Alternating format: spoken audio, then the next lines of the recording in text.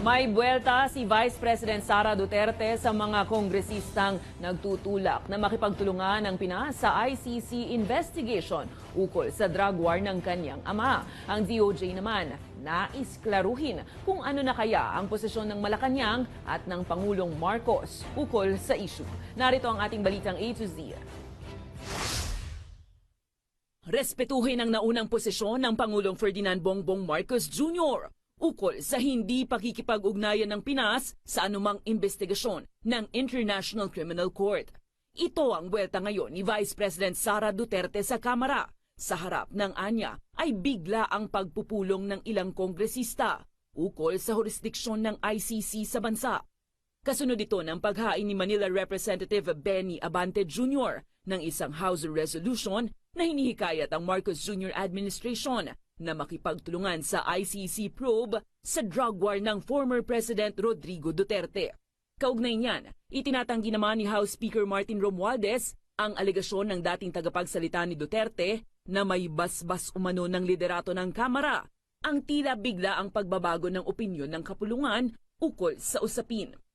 We have to look at it, one at a time and within the context of the current events, and that's where we leave it.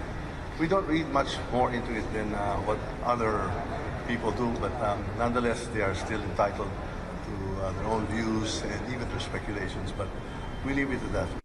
Samantala, ang Department of Justice tila may pagkambyo rin. Kung dati ay matapang nitong sinasabing insulto ang ICC probe sa bansa, ngayon, ayon kay Justice Secretary Jesus Crispin Remulla, kailangan itong klaruhin kung ano na nga ba ang posisyon ng Malacanang.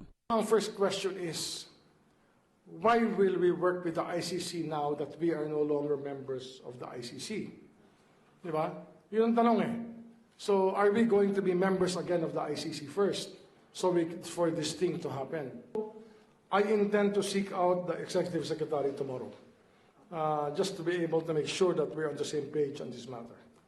Siyempre, humingi tayo ng instruction sa Executive Secretary. Ang ICC resolution ang pinakabagong issue sa Kamara sa harap ng umano'y namumuong hidwaan sa loob ng unit team.